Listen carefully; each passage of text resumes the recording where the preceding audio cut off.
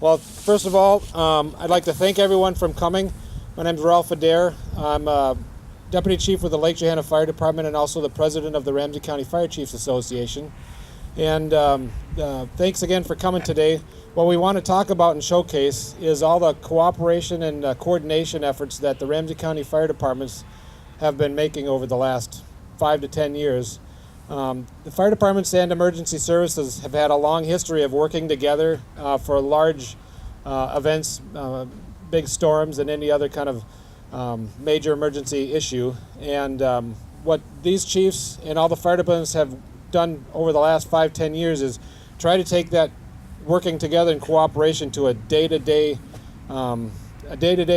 part of their activities and services to provide better response times and increased coordination between all the fire departments.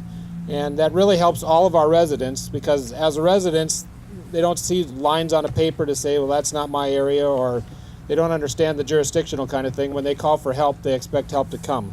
So we've got multiple topics in that coordination and cooperation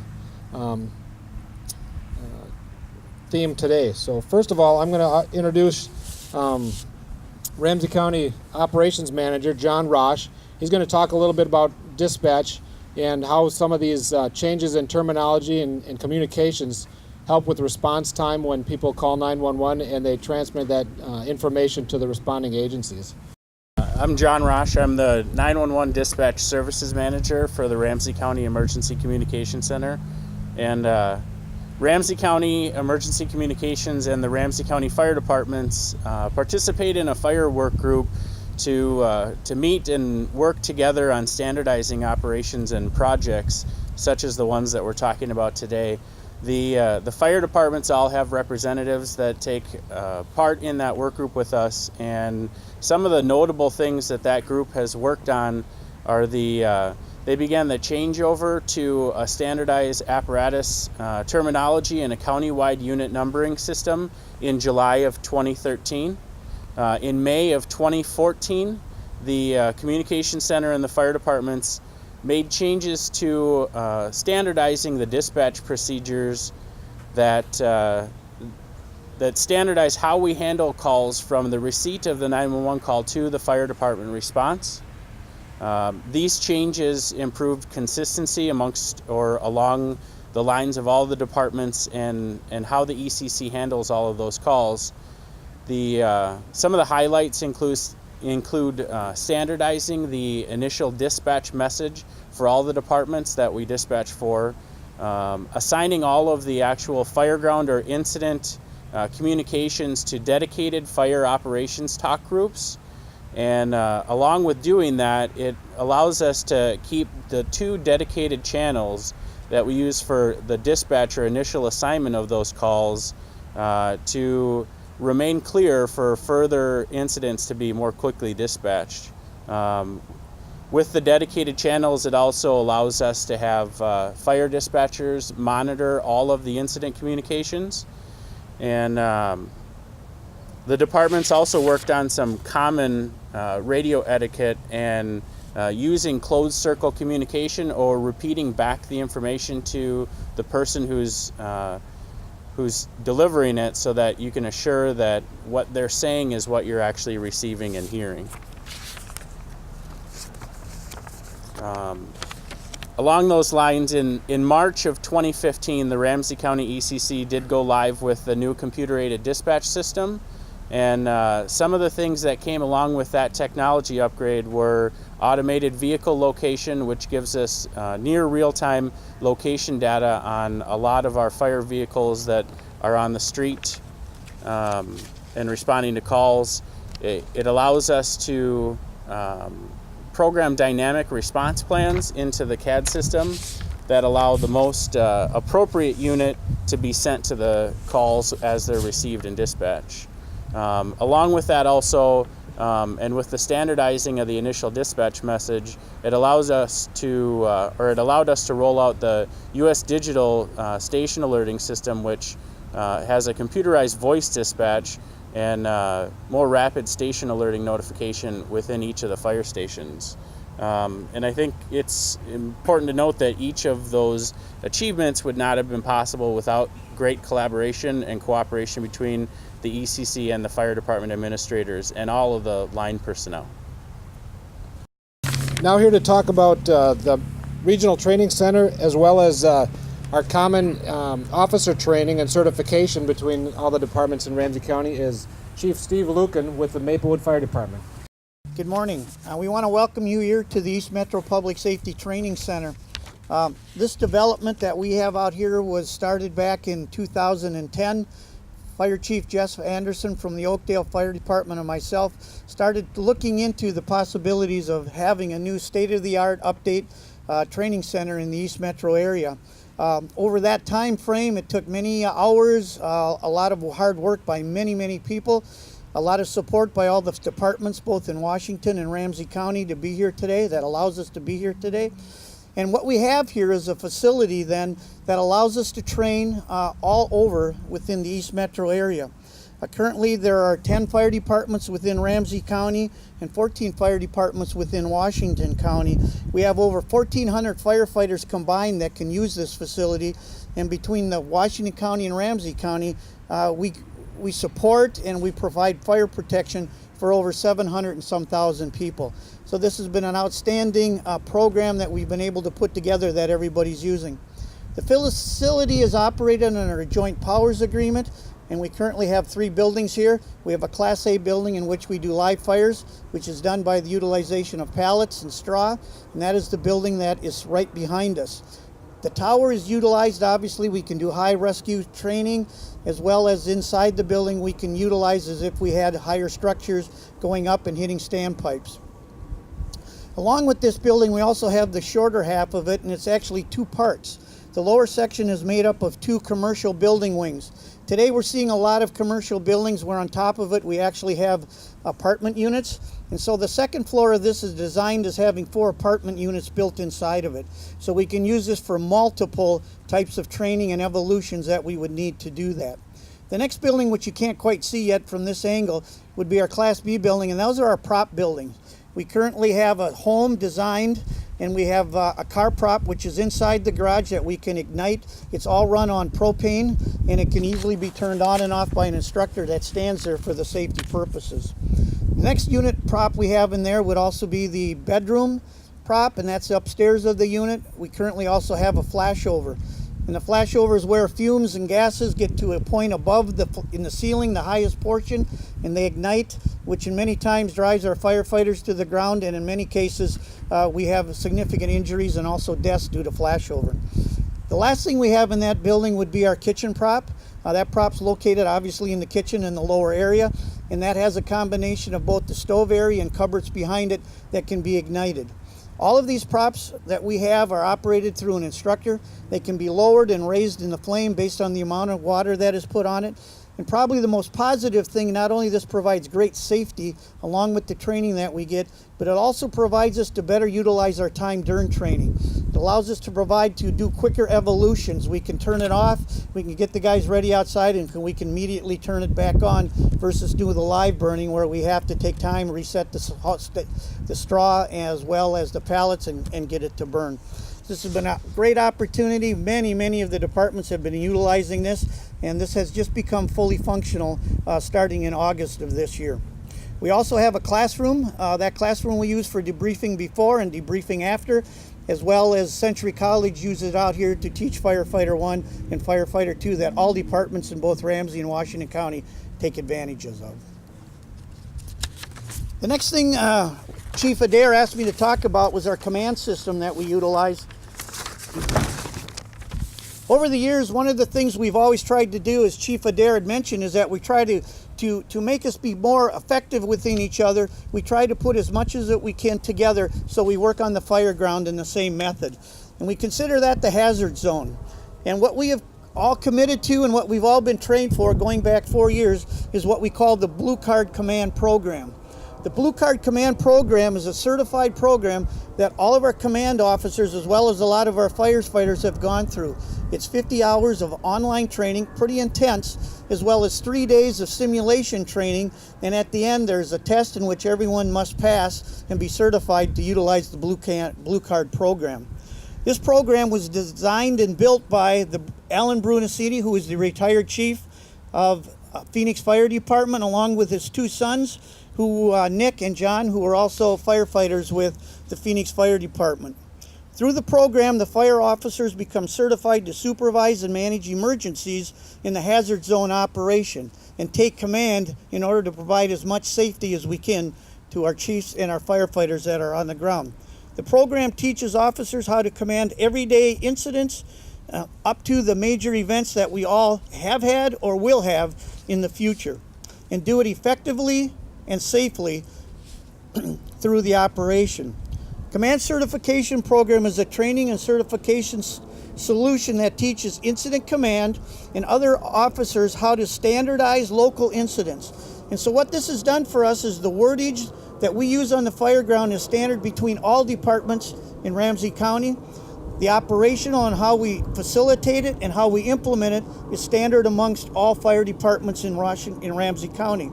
And what this really means is no matter what department goes to what other city to provide assistance to them, we are all playing by the same rules and we're all playing with the same terminology, and it's a well-organized playbook that we're utilizing. There are 8 major functions to the program, and the 8 major functions are: assume and announce command when you get on the scene and establish an effective operating position. Second, simulate, evaluate, and gather information so you can make the right type of decisions in going into the fire. Is it going to be an offensive or defensive fire? Have a strategy ready that you can implement. Strategies and incident action plan. Put a plan together. Know where you want people to be and what you believe the fire is going to do. You need to be ahead of the game, and this is what provides you with that information. Develop and deploy people as well as the equipment that we have, putting them in the right places that fits with the plan and action that you are putting into place to mitigate this fire. Organization. Develop an IC system. Utilize the sectors, division, and groups in order to keep track and make sure that we have accountability of everyone that's in the hazard zone on the fire scene. Review and evaluate your plan as time goes on, and make sure that you're able to make changes as necessary as the conditions of the fire changes. And last is confer transfer of command. One of the things we all do in Ramsey County is we respond with our engines first, and then a chief usually follows up very quickly. And we want to make sure that those that turn up on the scene and take command have the opportunity to pass on to that chief coming in, who will take over command of the incident, provide them with the necessary information, a canned report of what is needed to make sure that they can continue the operation of the program. Thank you. The next topic that we want to talk about is our emergency search, which we started last February, I believe. So that'll be Captain Keith Golden with the St. Paul Fire Department. Good morning. Thanks for coming out. As the chief said, I'm here to talk about emergency search. This is a program that we started in February in Ramsey County that includes all the fire departments. And essentially it is a radio tracking device that is used to locate lost individuals with cognitive disabilities, be they adults with Alzheimer's or children with autism or Down syndrome. All these people are at increased risk of wandering because they don't have an appreciation for their own safety or their own self-preservation. So the necessity of a timely recovery of these people can't be overemphasized. What the program provides is a unique radio tracking transmitter that each subscribing family puts a wristwatch-sized transmitter that the family members will put on their loved one. And when this person wanders, they call 911, and our dispatchers will send the 4 closest units, which have a tracking device, a radio tracking receiver. And we'll dial in that frequency and begin a coordinated and robust search for that person. Only one portion of this is the technology. Another portion of it is the amount of training we do to understand autism and Alzheimer's. And the third component is the coordinated and robust search. And the combined dispatch allows us to have a coordinated search between all the agencies, and we can cover the entirety of Ramsey County. I can't emphasize enough the comfort that this provides the families of those individuals that are at risk. If you can imagine how a family feels when a loved one who is nonverbal or not aware of their own surroundings wanders away. Within Ramsey County right now, we cover 71 clients. And since our rollout in February, we've had 21 call-outs with 21 successful recoveries. And the longest of these searches was around 45 minutes. The average time for most of these searches is less than 15 minutes. So if you imagine the family members that wait for the recovery of their loved one at home, those minutes seem like hours. And for the agencies involved, in the past, these kind of searches would take hours, if not days. And a lot of times they would have a tragic outcome. If some of you recall, maybe 7 years ago, there was a young man from Maplewood who had disappeared in Grantsburg, Wisconsin. And the search for him involved thousands of people and lasted 7 days. And miraculously, he was recovered at the end of the 7th day after the search was called off. This could have easily been another tragic example, but those miraculous occurrences don't occur that often. So we have to be out in front of it, and if we can recover somebody in 15 or 20 minutes as opposed to 7 days, then it's a win for everybody. The last topic that we'd like to talk about on our coordination and cooperation is the closest unit dispatching across boundaries. Good morning, everyone. Thanks for being here. First responders live in a world where seconds and minutes count, and so do the victims and patients that we're responding to help. So rapid response to citizens in crisis can prevent death or serious injury, minimize property damage, and can shorten recovery times in cases of acute illness. Nowhere is the risk to citizens higher than in incidents of cardiac arrest and structure fires. In cardiac arrest, the brain begins to die for lack of oxygen within minutes, and every minute without rapid intervention decreases survivability by an additional 10%. In the case of fire in a home, a smoldering cigarette or overheated electrical outlet can grow into a raging inferno in less than 4 minutes, and will turn a comfortable, quiet bedroom, living room, or kitchen into a fiery hell where no one can survive, not even a firefighter in full protective equipment, for more than a few seconds. Citizens can take steps to survive in those critical first minutes by recognizing the signs of heart attack, learning CPR, and knowing the location of the closest automatic external defibrillator. They can best assure their families protected from fire by having smoke alarms in good operating condition, planning and practicing an emergency egress plan for their home or workplace, and installing automatic fire sprinkler systems. They should use the 911 system from a safe location to summon professional help. Fire professionals in Ramsey County are also working to shorten our response times in those first critical minutes. One program recently launched is the closest unit dispatching. It ensures that the closest fire unit or paramedic unit is sent to your emergency, regardless of the jurisdiction you live within the county. In the past, the closest unit might not have been sent because it was owned or operated by a neighboring jurisdiction. People in distress don't care about borders and traditional response areas. They only care about getting trained professional help as soon as possible.